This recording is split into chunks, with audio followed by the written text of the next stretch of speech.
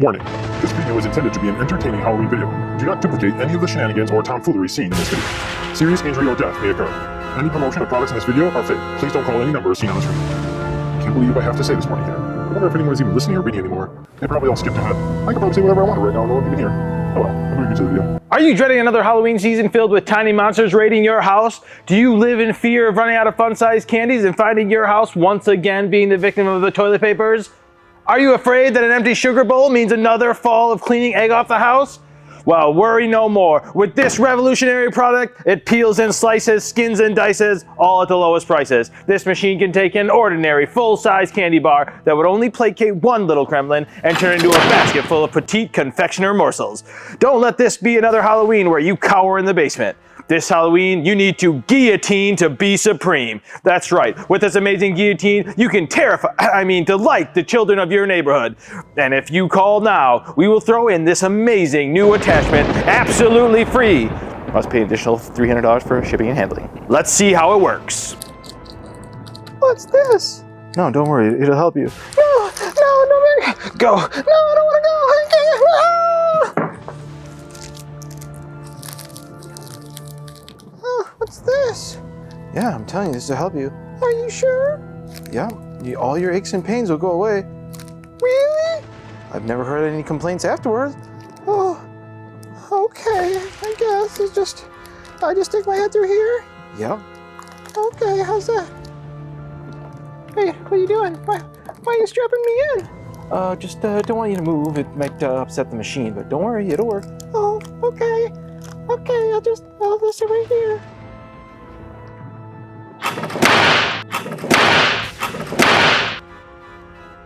Another satisfied customer.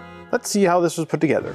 All the wood I'm using for this project, other than the plywood, is made from 2x4 or 2x6 cut in half on the table saw. To make the grooves for the parts where the head would normally go, I use a 1.5 by 1.5 bit with a bearing in my router. I use the other board to keep the router level. Since the face of the wood is so thin, I'm likely to tip the router and mess up the cut. I make this groove on both pieces but mirrored. Then I make a groove for the blade to run up and down on the table saw with a dado blade. I can hear people asking, "Hey Kings, if you're using a dado blade, aren't you making a dado?" No, I'm not. Dado and grooves are both slots. Grooves are slots that run with the grain, and dados are slots that run across the grain of the wood. And if it's in plywood, the terms reference the face grain of the plywood. I need this groove to allow the blade to fall freely, so even though the plywood I tested fit in the groove, I moved the rib fence over a little bit on the table saw so that I can make the groove just a bit wider. Once both of the main tower pieces are done, I glue them each to their own base pieces. I use the cordless pin nailer with 2-inch nails just to hold the pieces where I want them as I screw them together. I also added 2 45-degree bases to each side for support. I am gluing almost all the pieces together for this project because the slamming action of the blade can cause a lot of strain on the pieces, so I want to make sure it won't break apart over time. Once the bases are screwed on, I use clamps to stand the pieces up so I can screw them together with cross pieces.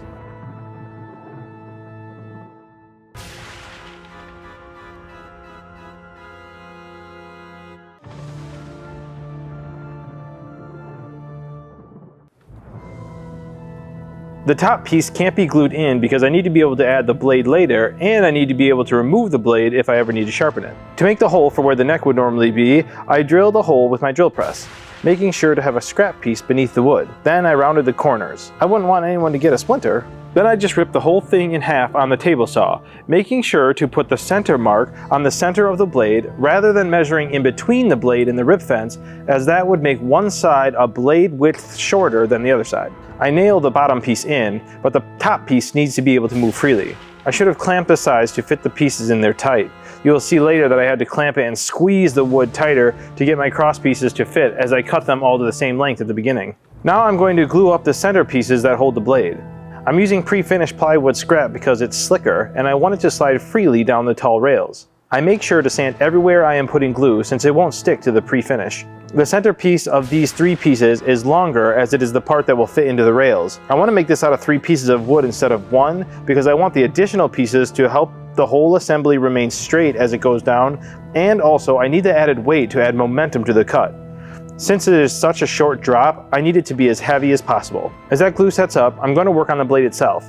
I cut out the shape on my computer-guided plasma cutter. I could cut this out with just a grinder, but I wouldn't be able to get it as straight as this can, and it took less than a couple minutes to draw it up on the computer and send it to the machine. To cut the blade into the blank, I put a couple of strong switch magnets into my vise and set the metal on top of it so I can hold the metal flat while I work. I just made a reference line on the blank and was hoping to just grind an angle from the bottom edge to that line. I ground it down till it was very close to where I wanted. Then I took it over to the belt sander to refine the edge a bit more.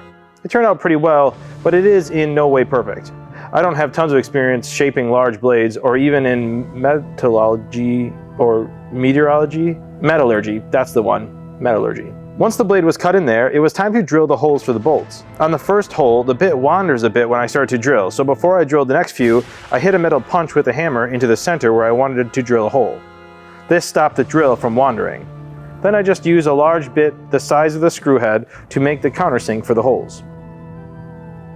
I lined the blade up with the now set up center block I glued together earlier and marked the holes, which I then drilled out on the drill press.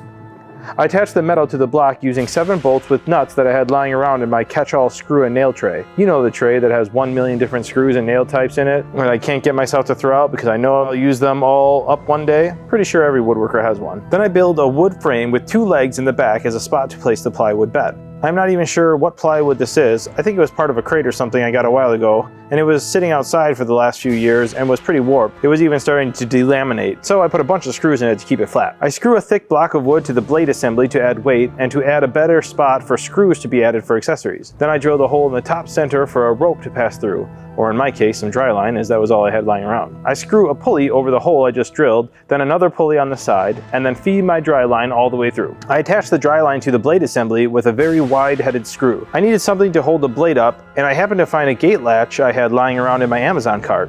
So I ordered it, and here it is. The offset in the latch bar wasn't high enough to reach the main latch housing before the blade assembly would run into it, so I had to glue and screw on a block to make the latch arm a little higher.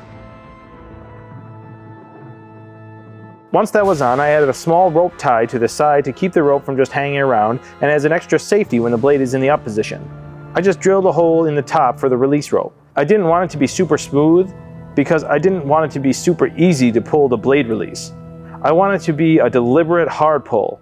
I thought running it through wood would help with that goal, but it still ended up being a very easy pull. Oh well, it was just a goal, not a must-have. Once I had the rope tied to the latch, I realized that nothing caused the latch to stay in the lock position, so I put a bunch of nuts on the end to weigh the latch down. Then I just used some screws to route the pull cord down to where I wanted it.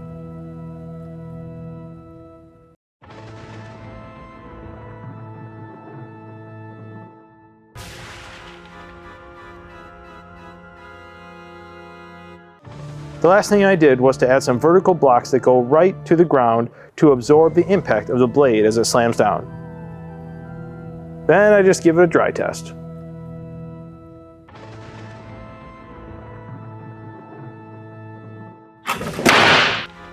This guillotine can even sense gross candy. Here I have a Three Musketeer, which no one wants, but look, when I chop it,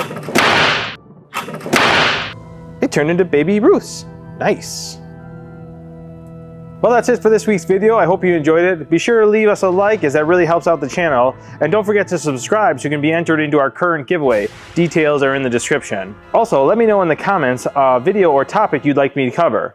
And we'll see you in the next one. Here's the MRI with a black light on it in case I went too fast in the beginning section.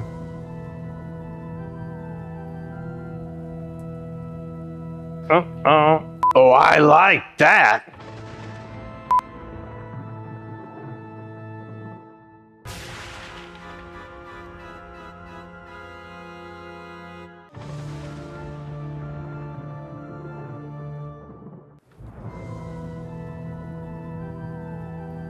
I like it, I like it.